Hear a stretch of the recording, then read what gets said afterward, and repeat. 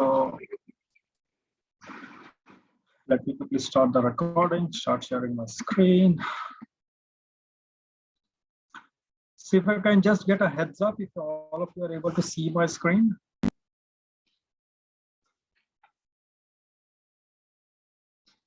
Yes. Yes, Hemant. Okay, thank you very much. So first of all, thank you very much for taking out a time on a Sunday morning. Okay, and being here, taking out that time. I would also want to thank the team of Abhyudhya for creating this wonderful opportunity of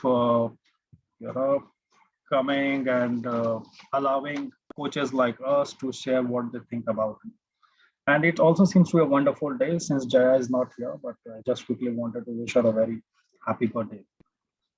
Now, before we jump further onto the slides, I just wanted to quickly share that why in particular I thought of choosing topic. So worry walked into my life in the year 2015. And, I have explored worry very closely into my life. And as I kept exploring it, it realized that it's more to do with functioning of the brain. And mind has been a very curious subject for me in person. And as also a very strong revelation that came around was that we create life through our thoughts. Now, worry, as for me, is a very wide subject.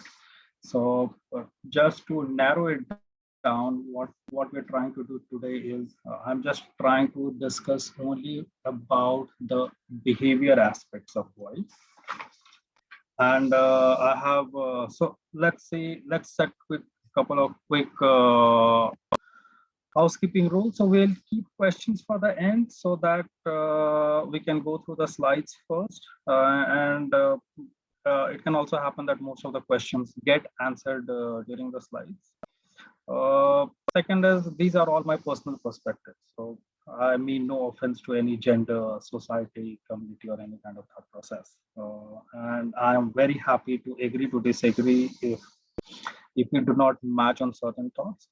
Intent is not about proving a point, just but about sharing a perspective around worry. Last but not the least, I stay next to a mosque, so if azan starts, then I would just request a little bit of a cooperation, and probably I also try to speak a little louder.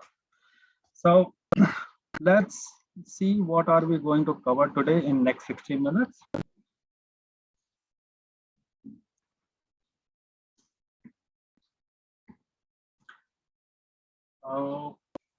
Let me quickly stop sharing. Just give me a minute, probably. I have just opened a wrong PPT. So, sorry, guys.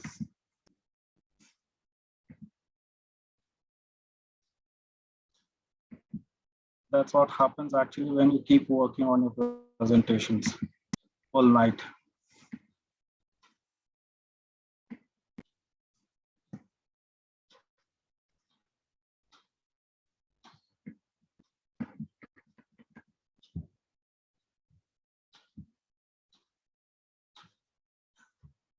Okay.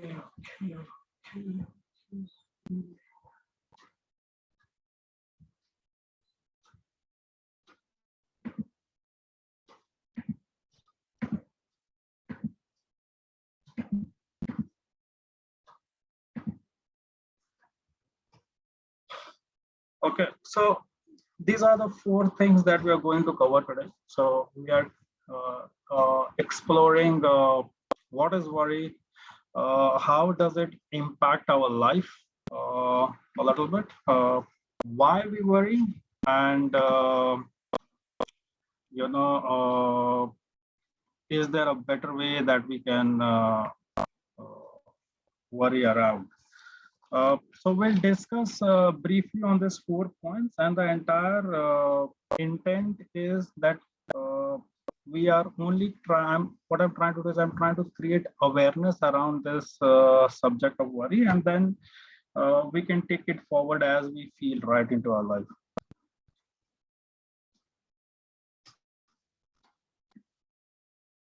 Okay, so what I've learned over a period of time is worry has been a very much a taught behavior, uh, and which starts right from our childhood days. We were all born happy.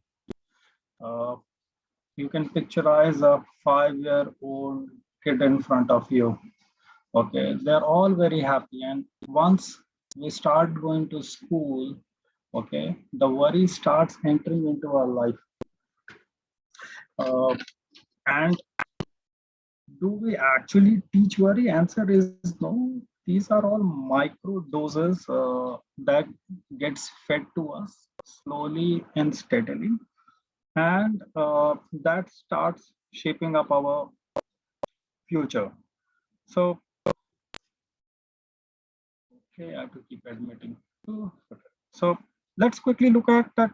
What actually is worry is all about. In a space of time, uh, we are here. We are here in the present moment. We have our past, and then we have our future. Okay, and when we are here, our body stays here, but what happens is we keep getting thoughts. So there are thoughts from the past, which we generally term as memories, and there are thoughts from the future, which is all about imagination. Okay, now we have good memories, we have bad memories. You know, there are some memories which makes us very happy, there are some memories which makes us feel nostalgic, there are memories which we are very proud about when we think of those things. It can be achievements, it can be completing a marathon. Okay, and then we also have bad memories. Okay, it's something which makes us feel sad, embarrassed. We also feel a little bit of guilty about that. However, today we are not discussing memories, but we are only focusing on our imagination. And somewhere in our imagination lies our worry. Okay, it's a distant thing. It is somewhere there in the future, which is worrying us. So let's quickly deep dive a little bit into our imagination. So when we closely look at imagination, we have pleasant thoughts. These are thoughts about an upcoming promotion. It can be about a birthday. Somebody has marriage on cards, okay, or it can be that planned vacation. And sometimes we are also in love. So when we have pleasant thoughts, actually we feel very good in our body. You know, your body resonates. There's a beaming smile. People will talk about you. There's an aura in you. There's so much of enthusiasm in you. You tend to do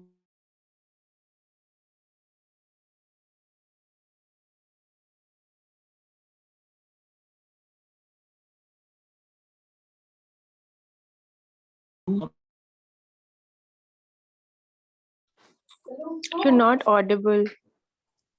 Hemant, your voice is Hemant,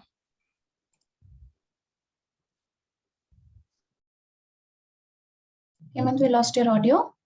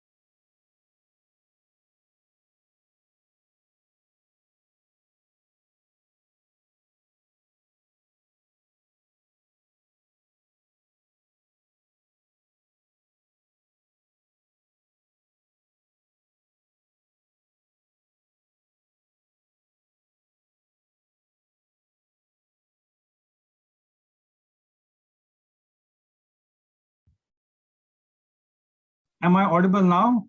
Yes. Yes. Oh, I'm very Yes. sorry. Uh,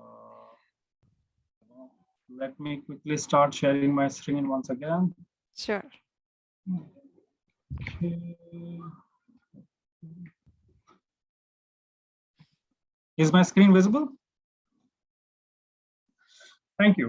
So, okay, so let's pick up where I left. So when we look at a closer look at imagination, the first thing that we have are pleasant thoughts. It's a thoughts about promotion or a birthday, upcoming marriage on cards, and holiday or when we are in love. These are things, and these resonates in our body. We feel good about it in our body. And whenever we have this pleasant thoughts, you'll always find yourself surrounded by people. You will never find yourself alone. If you pick up award, you have people clapping for you. On a holiday, you're with friends. So pleasant thoughts are always surrounded. And then we also have some unpleasant thoughts. Unpleasant thoughts, it can be a fear of losing someone. It can be a fear of losing a job.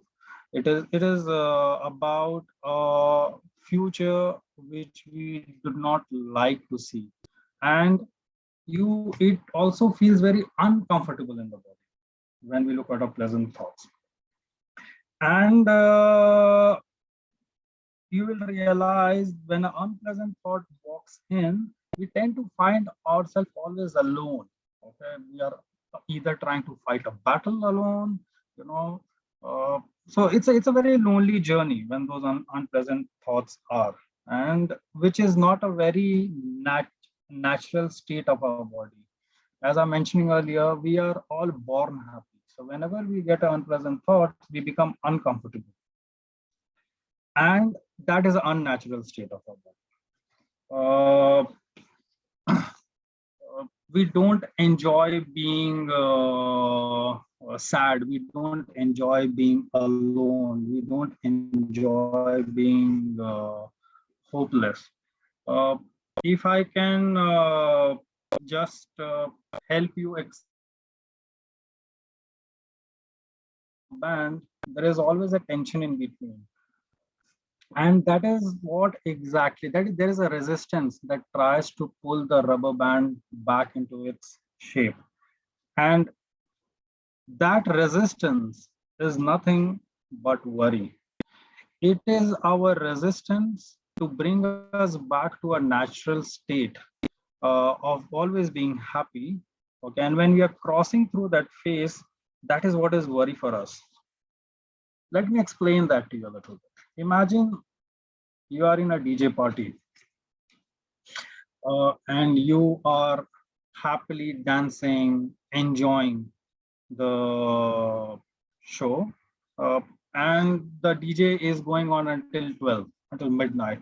So until the clock hits 11:45, you are not worried.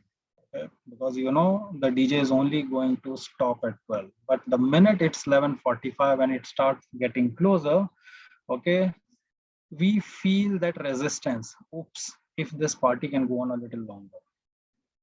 So what we're trying to think here is we are going away from a natural state of happiness and having fun to an unnatural state of boredom. Okay, and that is where the resistance is all about. So resistance, so for me, worry is a natural pull of our existence towards happiness. We'll always feel that pull. When you are happy, you will not find a person who is worry and happy at the same time. Okay, it's a natural pull. So whenever worried, we feel a natural pull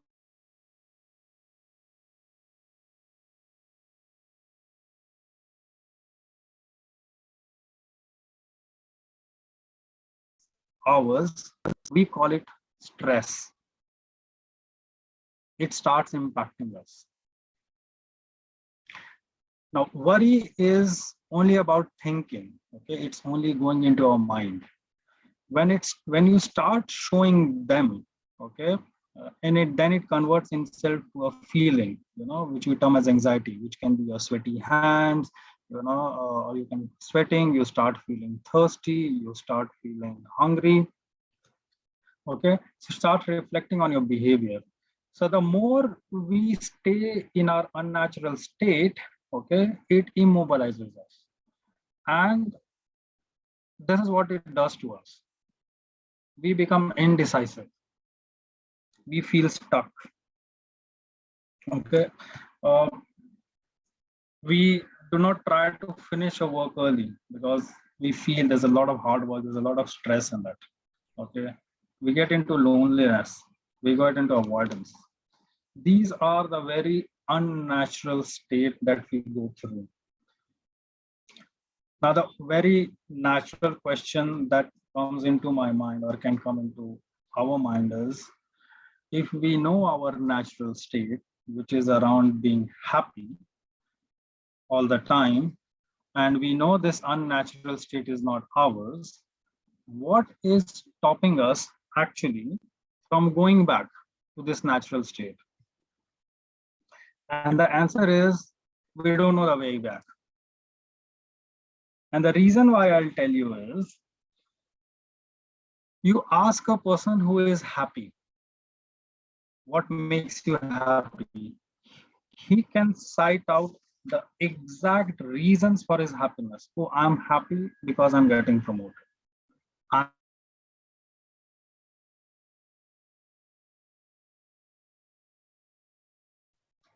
But the talk to them about what makes you sad, the first immediate, I don't know, or it can be a denial. Do I look worried? And the reason for this is not in our syllabus. We were not taught how to come back to our natural state. We were only taught to get worried about the future, but we were never taught that if you're worried about the future, how you should come back. Okay, and that is what we are going to explore further. So if you are in a situation where you do not know the way back, we should always ask for support. If you do not know how can I get rid of this depression or this anxiety, do not hesitate. Go and ask for support. What we have done so far is covered what is worry, impact on our worries. Are we together so far? Yes, Hemant. Okay, thank you, Sindhu. Thank you. Yep. So, thank you for that acknowledgement. So let's understand why we worry. As I was mentioning earlier, worry is a taught behavior. This has been taught to us, and there are 4 institutions that actually teaches us worry. And these are those 4 institutions that we go through: parenting, in schools, in society, and in our workplace. Okay. So a little bit of disclaimer here is, I'm not trying to challenge anyone's parenting habits or not trying to challenge an education system. It's the certain behaviors and comments that we pass which start shaping our beliefs. These are all micro doses, or these are micro habits, or these are micro beliefs. Let's look at the first one, the parenting, a little bit. I'll let you a little while to read out what has been written.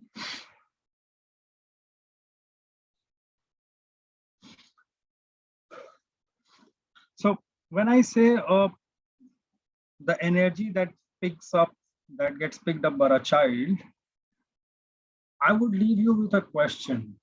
Okay, and maybe you can reflect it after the session is, do we feel or observe that a first child is more calmer and composed than the younger one? And I leave you with that question. When we move, as we grow up, we start imitating the behaviors of our parents and our siblings. And let me help you imagine a little bit that if you have an elderly sibling watching television and suddenly the bell rings and we say the dad is home, okay, the elder child immediately runs back to his room to do his homework, and the younger one also starts following him. These are certain things that we learn, pick up as a behavior. Verbal use and comments. What I have observed, it's my personal experiences, that as a children, we always used to hide our favorite toys and possessions whenever you know that there is a relative who is visiting us and they are visiting with their children. So we will only keep toys which we want to share, but we will hide what are more, which we value the most. And the reason being is we just want to hear as a child is we are a good boy, because somewhere there has been a comment, okay, you should share your kids, you are a good boy. Now to save that image of I'm a good boy, I try hiding my toys. Breaking moral codes is one of them. When we in India, we touch feet of our elders. So if you do not touch feet, you will be tagged, oh, this guy does not have a manner. Now as a child you'll realize that, or maybe in my childhood I used to go around touching feet of everybody, so because that is how it was taught, you see an elder, you touch the feet and you take blessings. And there were some times when I touched feet, it was a vendor and other people, hawkers. So my father used to tell me, you don't have to touch feet of people who are strangers. Now that brings a question is, so should I touch feet of only of elders who are known to me and not strangers?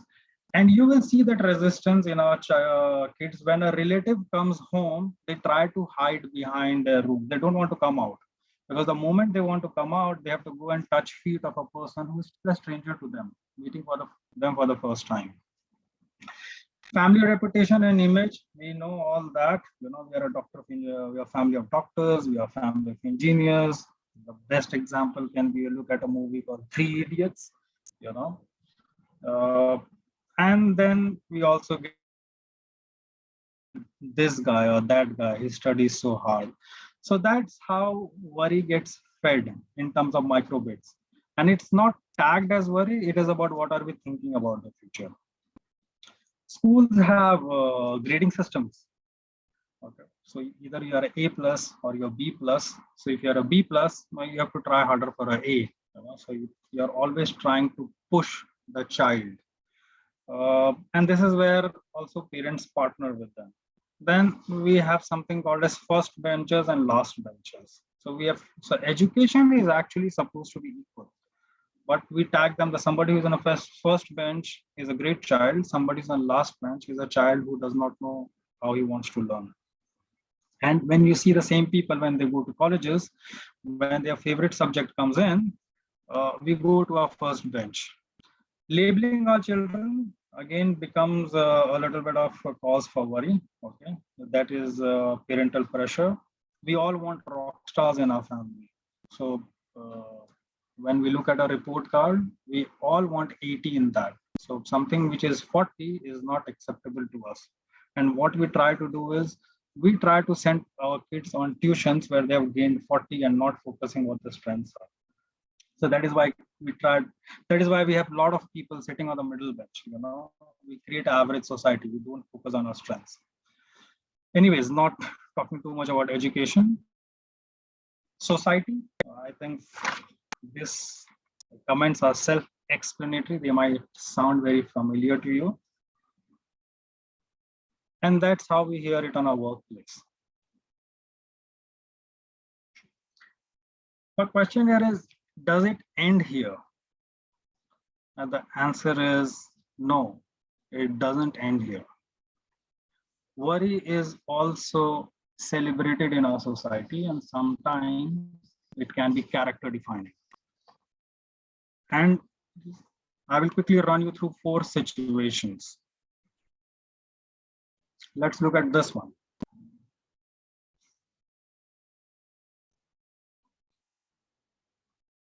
The natural response of a partner in such situation is, you are such careless. You are not even worried about your child.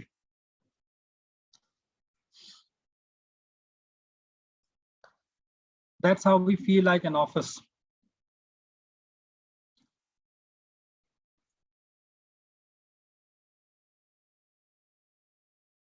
That's how we like to feel in our community. No gender bias, it can be mother, it can be father. Okay. Sometimes we worry just to seek attention.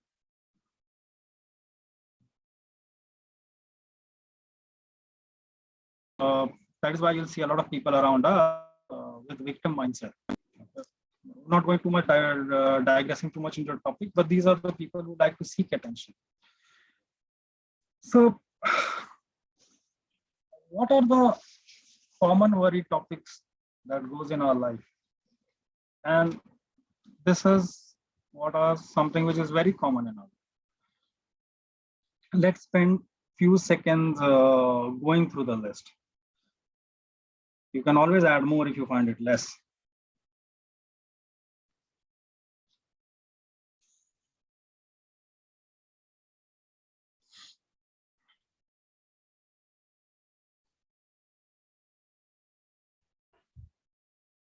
So, and there can be more intricate ones. When we talk about health, it is not only our health, it is our parents' health, child health. So there is no limit to subjects that we can worry.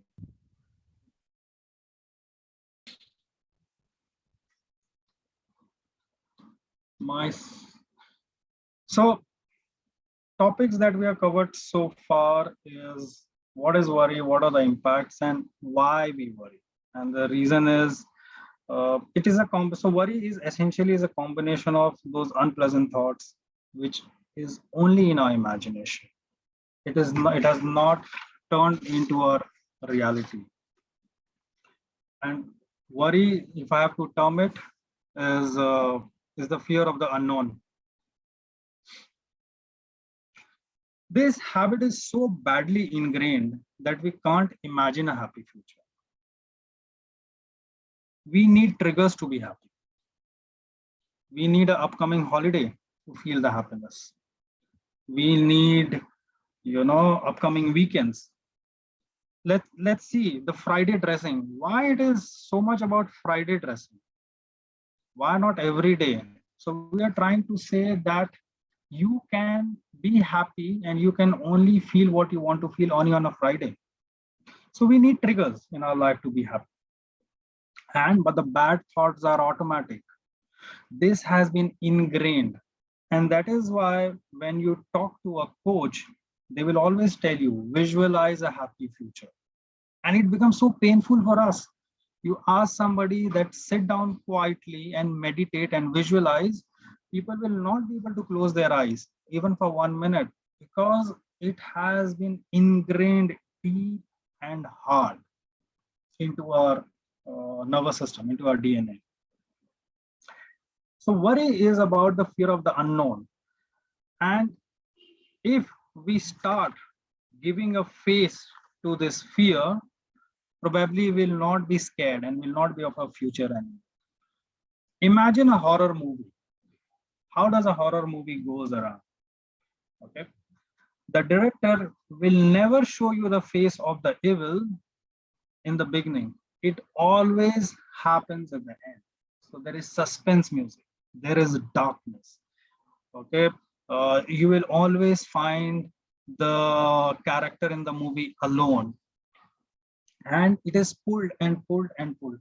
And the minute the director reveals the face of the evil or the ghost, our blood pressure seems to go down a little bit. Okay, that's how it looks like. So next time if this suddenly comes into my face, I'll not get scared. Okay, so that's how horror movies are. You will also feel this anxiety in your life. When you are waiting for an answer for somebody, and we feel like, "Arey yaar, bol ke khatam kyun nahi kar deta?" How bad it can be. So, and it happens when we are also doing sales. You have sent a quote, you're not hearing a response. Now you're thinking, has he accepted my offer? Has he not accepted my offer? And what we tend to do, we send an immediate message. Sir, we can offer you discounts. It is the fear of the unknown, and we are worried because we don't know. We are worried because we do not have an answer. And the reason for this is human can only deal with things which is tangible and which can be experienced. I will repeat myself. As a human, we can only deal with things which are tangible and which can be experienced. Anything which is intangible or we have not experienced it, we'll always have a scary thought. It can be as good as simple as a bungee jumping. If you have not jumped, we'll always have that fear. But once you have done it, you feel like doing it more because now you've experienced it. So is there a way that we can make our worries more tangible, and can we know a little bit more about them? And the answer is yes. But before we go there, let's understand how does our brain function. Okay, so let's spend a little time reflecting on our brain. So that's our tiny brain, which holds the entire universe. And that's how the brain functions. As I said, everything starts with a thought. So we think, we feel, we act, and then we reflect. And it is valid for every activity that you do. And that is why people say that you should promote monotasking versus multitasking. And that's a very simple reason. For every activity, the brain has to complete this cycle. So if I have to share one example, let's see. The first thing that comes in our mind is, I am tired. And then we start feeling it. My eyes are closing. Then we act on it. Let me sleep. And then we reflect. Oh, I had a good sleep. So we pick up a next activity. Or if you didn't have a good sleep, then we say, let me sleep a little bit more. So how does this loop work in worry? And that's how it looks like. When we think, we have a thought. I am worried about losing my job. Let's pick up an example. Okay. And then it stops there. Then we pick up a different subject on worry. So it is only running in the brain. We are not feeling it. We are not reflecting on it. Okay. It's there. For people who are chronic worriers, if they keep thinking about this, they also start feeling it, and they can start feeling it in behaviors. You feel anxious. Okay, you eat more, you drink more. Let's go back to the horror movie. Whenever you're inside a theater, you will have no idea how much of popcorns you will eat, because those are behaviors of anxiety. So how can we make our worry, or how can we feel our worry in a more positive sense? And that brings to my first tool, which is worry on papers. We should take benefit of the ingrained habit that we have been learned in the school. For the first 21 years of our life, all we have been doing is we have been only giving exams.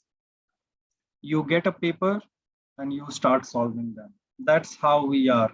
You give us a problem and we naturally start solving. That's our natural instinct. You give us a problem, we start solving. You give us a problem, we start solving.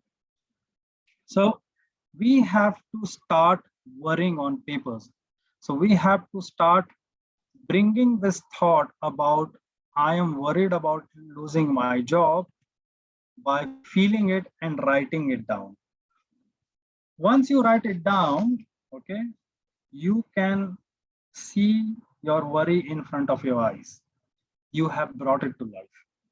You have made it tangible. Okay, you can see through it.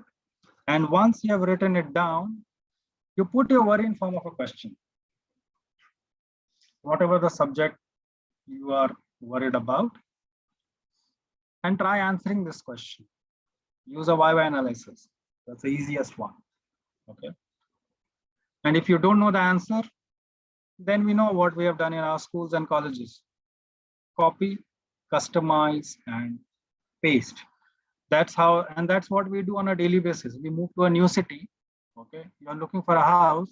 Whom do we ask the first question? To our colleagues in office, where do you stay? Is this society nice?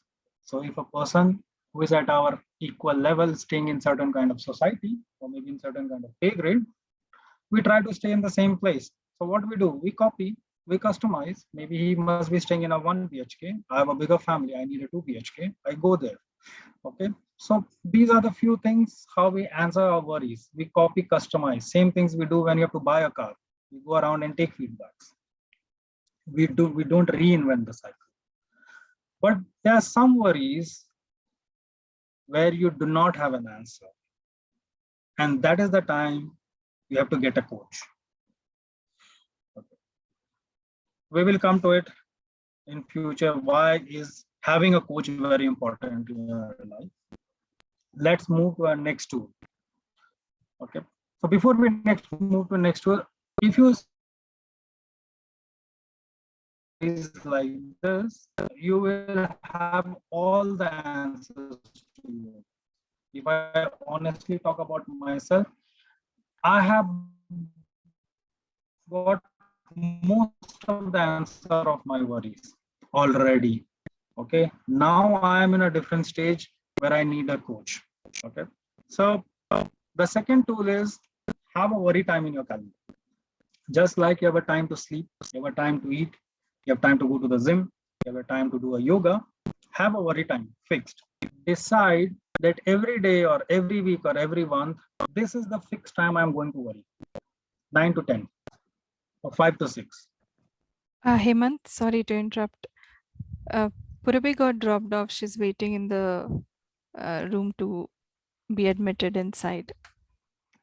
Okay, let me quickly see. I unfortunately don't see her waiting. In between, we got a prompt that Rajesh is now the host. Maybe he might have the. Rajesh, if I may request for your help, please. Hi, even I can't see that Purvi is waiting. Yeah, 1 second. I'll just see it. Yeah, I'm meeting now. Thanks. Thank you, Rajesh. Yeah. So we can decide a time when we want to worry. Fix a time in your calendar. If you have a lot of things to worry, you might do it every day. Once it goes down, do it in a week, do it once in a month. Just like we have crisis management plan, you can always have a worry management plan. You can always go back. Oh, today the thought of worry comes about insurance.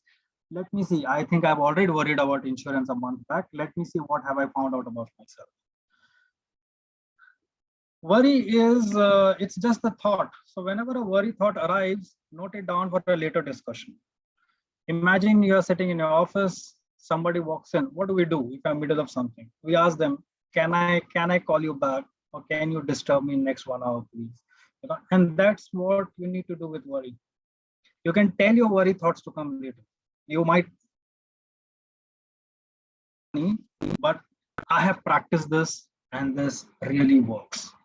If you have a worry thought, okay, when you find that you do not have a pen and paper, close your eyes, acknowledge that thought, just like the way you are acknowledge a human. So you can, so for example, you're working on an important presentation and you have a thought about, let's say, buying that health insurance. You can always go back and tell, okay, thank you for reminding me that I have to buy a health insurance. I know you are important. Can you please come back at 6 o'clock in the evening?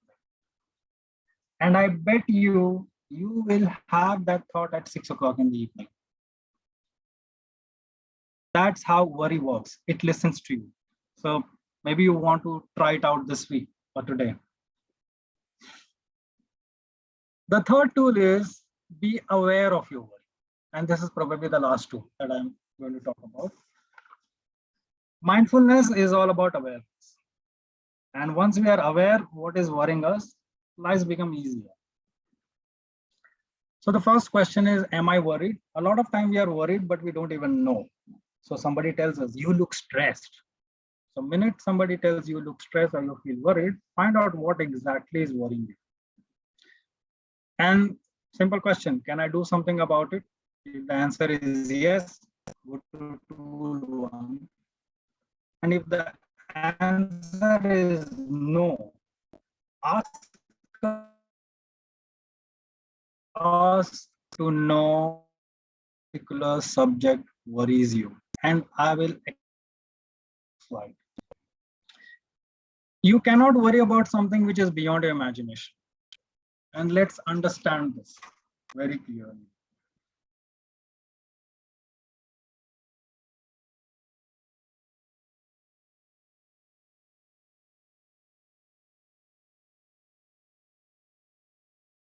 Worried about animal agriculture, which is the ozone. So we can only worried about things which is within our imagination. Beyond that, we are not worried. And if it's worrying you, which means it is very, very meaningful to you. And it can be a purpose as well. You never know. Now, take this 10 seconds. Just look around you. Everything that you see, right from the laptop, to the mug, to the pen that you hold, to the notebook, to the television and the walls, everything is a result of worry. Someone worried about it and converted into a reality. Everything, believe you me, everything that you see and feel, other than the natural resources of sun and the water and the trees, everything is a creation of worry. So worry is not bad. How we associate ourselves and what we do with that worry gives a meaning. Okay, because whatever we are experiencing today, someone worried, and that is why we are seeing it in our reality. So if there's a question that worries you, okay, you should go around and try to find out why is that subject worrying you, because you never know, that can be your purpose which is worrying you. That can be your inner feeling, that can be your the divine inside you, the intelligence within you, which is we are worried about 10 years back, we are not worried about that today. Important that if something worries you and you do not have an answer, go and ask a coach. So with that, I would like to bring an end to my presentation, and let's spend some time hearing some thoughts and reflection around. So I'll stop share and I will open the discussion. Is there anything that you will want to share with us? Yeah, It would be Hemant, great if we can switch on the cameras. Let's see each other. thank you for sharing these with us, Hemant. Some really different perspectives. Worry is something that you can only worry about something which is within your imagination. I'd never, that's something that I would take away. And also it's so true, the kind of examples you give in everyday lives, you know, um, when you're not married, you've come of an age, and then people don't see you worrying, and they're like, how can you be so happy, how can you be so normal, you're not married yet, how can you be so normal, you're not worried, and this is what you're supposed to do. So it's so conditioned in our circle, in our society, in our culture. It's very conditioned. So yes, it is, we are taught to worry, you know, but our natural state is to be happy. And one of the things is to put it on a paper. So you're developing that dissociation, it's not inside you, it's just coming outside, and then it's out there. So it's not inside you anymore. And the second tool that you shared is telling me about building a connection with your subconscious. So if you're telling it to come back at 6 o'clock and leave you alone, so that's like building a connection with your unconscious somewhere, that helps, definitely helps. And you covered so many Absolutely. examples which are really in a everyday life we go through, and I was able to relate to it. And thank you for sharing this. Yeah.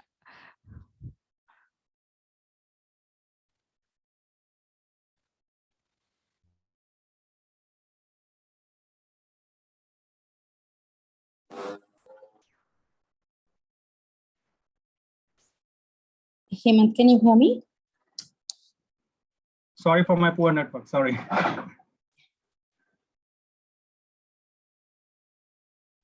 We can hear you, Purabi. So do you have any more thoughts or reflections? Hemant, hi, this is Purabi here. Sorry, I have a Hi, bad network Purvi. too, so not going on video right now. I was stunned by some of your examples and keen observations, like right from the start where you started grouping them into the various categories. And I think as a parent, I was like, what the hell? It's me who is really sowing the seed of this worry in my children. Where I tell them today, hey, you have exams next week, you're not worried at all. And that's exactly the word that comes out of my mouth. Not intending for them to be worried, intending for them to be putting in the right actions in place. But I think the word that actually comes out from the mouth is, you're not worried at all. Instead of probably saying, oh, I don't see you acting towards or doing something.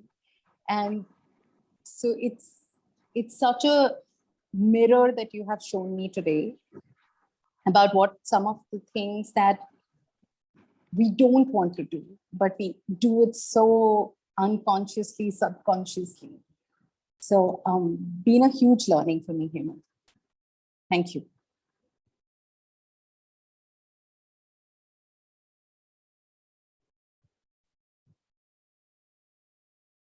Thank you, Purvi, for sharing. Rajesh, go ahead.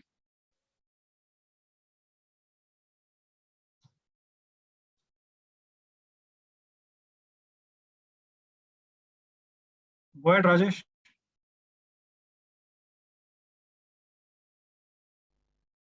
Sorry, guys, I have a very bad network here, so I might be going off and on. No problem. We can hear you all right, though, right now. Yeah. Rajesh, you have raised your hand. You wanted to share something?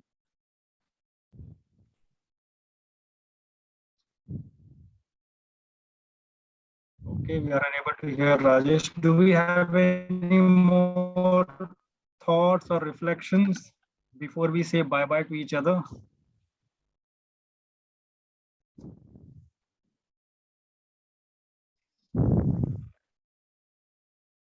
And first of all, thank you very much. It was a very, very insightful presentation. And each and every example as brought out by Sindhu and somebody else also spoke. I think, Twinkle, was it you or Purabi. Surbi? Yeah. Purabi, yeah. Very nicely summed up by both of you. And in addition to what both of you said, I would like to share with Hemant that the example of, the anxiety and our reacting in a way when we are watching a horror movie, the way we gobble down popcorns. I mean, that is something I had never really thought of, that's the kind of behavior one exhibits if anxious about say when you're watching a horror movie, it's in that moment you're anxious about what's being shown to you. But in real life also, when one is anxious about the unknown, I think it reflects in our behavior. A lot of things change, and that's actually pretty obvious.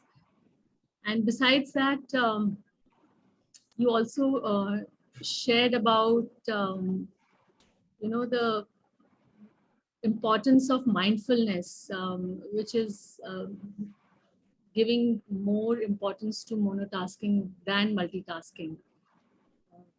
Again, that's also very, very important, as you brought out, to